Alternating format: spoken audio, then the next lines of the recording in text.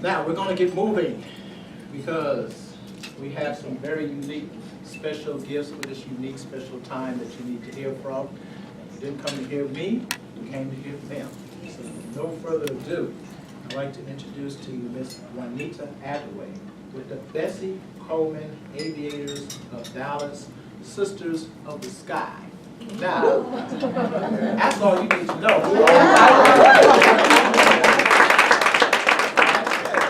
Bessie Coleman, and again, we have to understand when we talk about Jack Johnson, when we talk about all these brothers and sisters that were living back then, Bessie Coleman in the 1920s saying that she wants to fly and did it, okay, without no social media, no NAACP, no Urban League, no support groups. She did it on her own.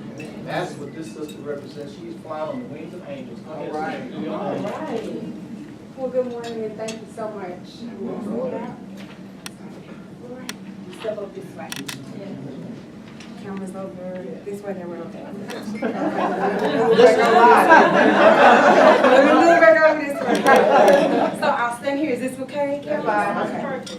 So I want to start out, first of all, thank you so much, Ms. Davis, for inviting me here and with everyone that's here, so much wealth of knowledge in this room, and I love it. I want to tell you guys a little bit about myself before I get into the Bessie Coleman Aviators of Dallas. I was born here in Dallas, at Parkland, but the first 10 years of my life I lived in California. So my parents split. My mom moved us back here to Texas. I graduated from 8th grade at Spruce High School, and I was in ROTC all throughout high school and junior high school. I wanted so badly to go to the Air Force. That's when in high school I learned about Teresa Claiborne before I even met her. So, and I just wanted what she had. She was the first female pilot in the United States Air Force. And so I wanted that. I learned about her in school. I wanted that so badly. So that's why I was in ROTC. I was committed to going to the Air Force, but when I graduated high school, I was 7 months pregnant with my oldest son. So that just put my plans on pause, and my children are 19 and 17 now, about to be 20 and 18. My oldest on his way to the Navy. And my time is now. I was blessed last year to meet Miss Inez Clark. And with her, we had talked about starting an organization to get the youth involved in aviation and STEM. Now, children have always been my passion. I love kids. I put my plans on pause for my kids. However, I was around children all my life. I drove the school bus for for Dallas County Schools for 14 years. And limos and charter buses. It was wonderful. I loved the time that I had there. But while working there, I became the union rep for over 550 bus drivers at the biggest bus lot that Dallas County Schools has. And I became the key communicator for the bus drivers. So I was the liaison for all of these bus drivers. And my coworkers picked me to do this job. So while speaking one day with my supervisor, we were just talking about my passions and, you know, where are you going to retire doing this? I'm like, nope. I'm going to get back into aviation. I want that so badly. He told me about aircraft dispatching. I knew nothing about aircraft dispatching. I thought aircraft dispatching was the people in the tower, the ATC people. And I found out then that air traffic controllers are the people that have they're like the police of the air. They tell you they give you the clearance to come in and out of the airport, and they tell you what flight level to be on. So I'm like, well, what is a dispatcher? You know? And the dispatcher is the person that creates the flight plan for the pilots. You know, so I found that very interesting. You know, so I think education is everything. I love everything about school and going to school. So I went to the school that my supervisor was telling me about. I researched the school, I sat in class, and next thing I know, I was retiring. I resigned from driving the school bus. I withdrew my teacher retirement, and that's how I paid for school, for aircraft dispatching, because I didn't know anything about any of the organizations that I'm a member of now. Had I known about all of these organizations, I would have started these things years ago, but that wasn't my destiny at that time. I am a firm believer that everything happens for a reason, and I'm here because of my determination and just everything that I've always wanted. So people ask me all the time, Juanita, why are you doing this now? Why not wait until you are at the major airlines and then reach back and pull people? You know, I'm like, why? Why do I want to wait until I'm at the major airlines? While I'm walking this journey, I need to be able to reach back and pull as many brown girls and boys right alongside me in that cockpit. That's important to me. It's important to Inez. I believe it is important to everybody in this room. We want to teach these kids something more than just football and basketball. Nothing's wrong with football and basketball. But we want, because my sons are in football and basketball. They're also in aviation because their mother's in it as well. So, I mean, my goal is to teach these kids and get as many of them as I can involved in these schools, expose them in STEM, in aviation. When I met Inez, I told her my dream, what I wanted to do, and Inez said, what are you waiting on? I'm like, I want to wait until I get my private. I want to wait until I do this. I want to wait, I cross a few hurdles and then do it. She was like, no. Next thing I know, we're downtown at the record building applying for that, the DBA. That's exactly what we did. And now we are the Bessie Coleman Aviators of Dallas. Woo! Exactly. We are under the umbrella of the Black Pilots of America. Wow. So, just recently, thank you. Just recently, Inez and I had a meeting with a couple of people that want to sponsor the Bessie Coleman Aviators of Dallas.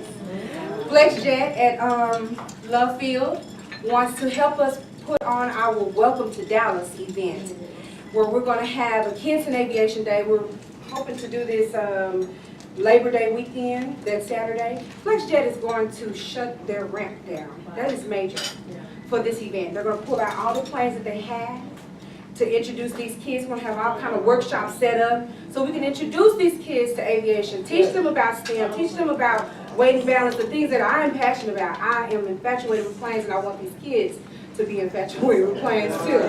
You know, so this is important to me. I hope that I can have the support of everyone in this room. You know, I definitely want to get with you to get with these kids, get involved in schools. Someone reached out to me from Long Elementary. I was hoping that maybe that person will be here, I don't know, but they want us to come for their career day. I do that a lot. I'm very involved in aviation, you guys, here in DFW. I am the activity chairwoman for the Dallas 99s. I'm the diversity and inclusion chairwoman for the Dallas NGPA, the president of Bessie Coleman Aviators of Dallas. I'm a member of Women in Aviation. I've won 6 scholarships to get where I'm at right now. And just yesterday, Horizon Airlines featured me on their website. Yes, so I've won 2 scholarships with Alaska and Horizon Airlines thus far through the Organization of Black Aerospace Professionals and Women in Aviation. I'm so humbled. And I could not have been there without the support of everybody around me. And now I want everything that I'm learning, I want to spill that over into these kids. You know, because there was nobody that taught me. I want to give them what I have now. Because I'm writing notes, I take notes down, because I want to teach these kids. I want to give them what nobody gave me. Thank you for having me. We reached out to the other pilots, and I've met a couple of them. I want to read to you just Beth Powell. Beth Powell, yes. Beth Powell is the, wow, she sent me her resume. She could not be here today. She really meant to be here. But the email says, thank you, Esther. I'm so grateful to be able to use my story. I apologize for not being able to attend. As a pilot and airline manager at American Airlines, the last few weeks have kept us busy working with our team on the unexpected grounding of our 737 MAX. She is Beth Powell, 737, First Officer, Duty Pilot, Integrated Operations Center, and her name is Beth Powell, American Airlines. Because I did not speak on Sisters of the Skies, and I apologize, you guys. Beth Powell is one of my mentors. She sits on the board of the Sisters of the Skies. I am the Sisters of the Skies' first scholarship recipient in 2017. And we work hand in hand. I am, on April the 9th, I will be, I have an interview for the American Airlines Cadet Academy. So I'm so excited about that.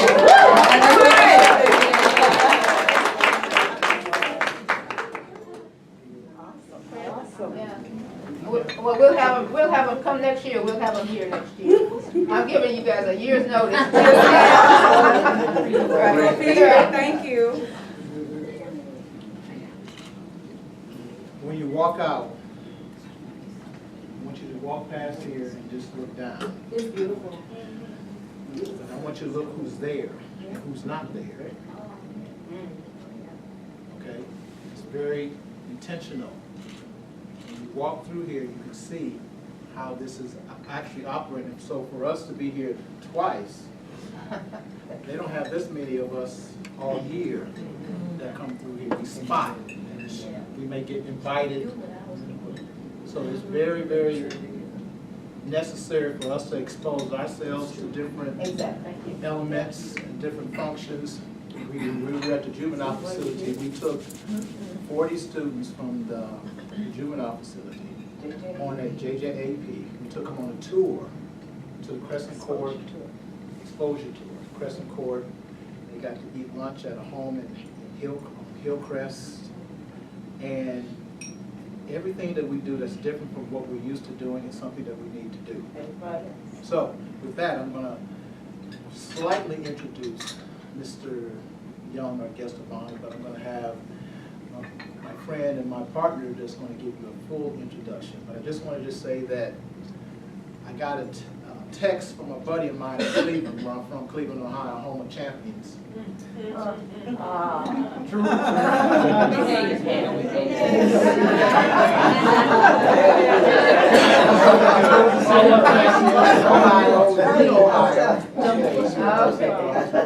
But he said he remembered because I ran track.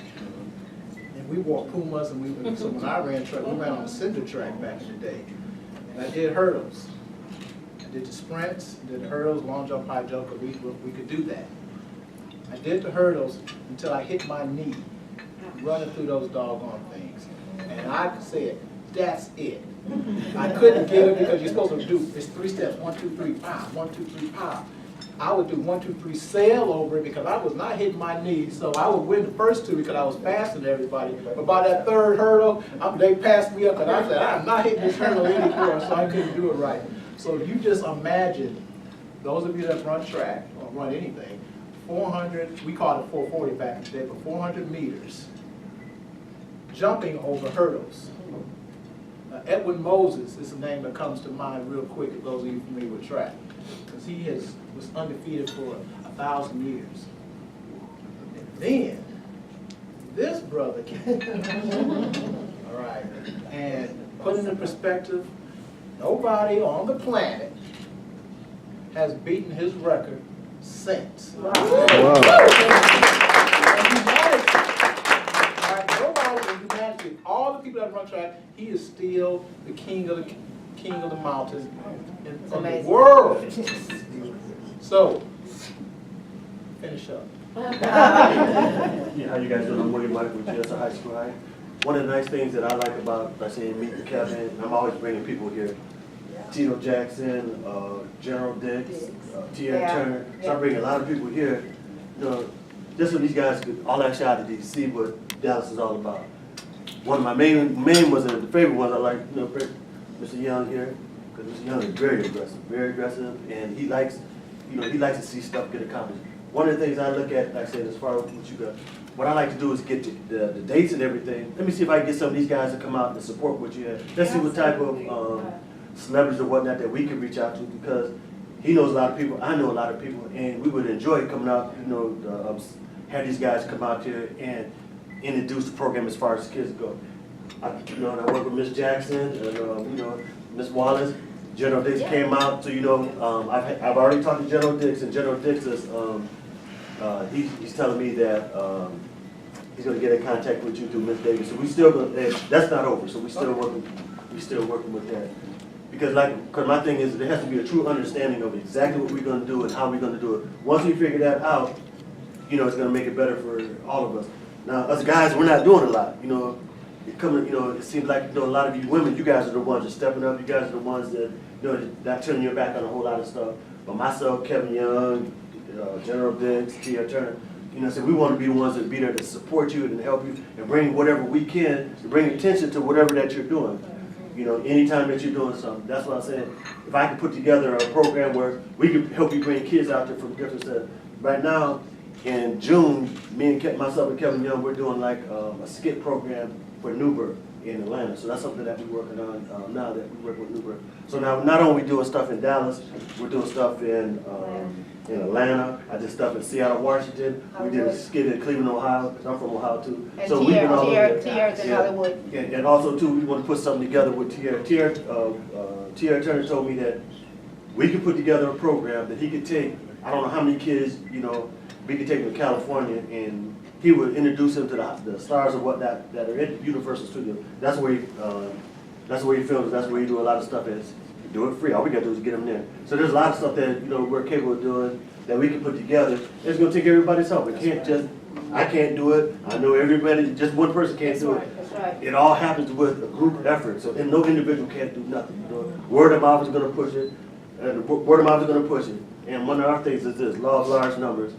Saying if we go out there, we get donations for this, we get donations, we get small donations. I'm not talking about donations that's gonna hurt somebody. If you got 1,000 people, 2 or 3 dollars, 1,000 people doing $2 or $3, you look at the type of numbers that we can raise as far as not to help us, but help push these kids. Because not knowing is, I think, is one of the biggest problems that I see about these kids. Meaning not knowing, because I can talk now.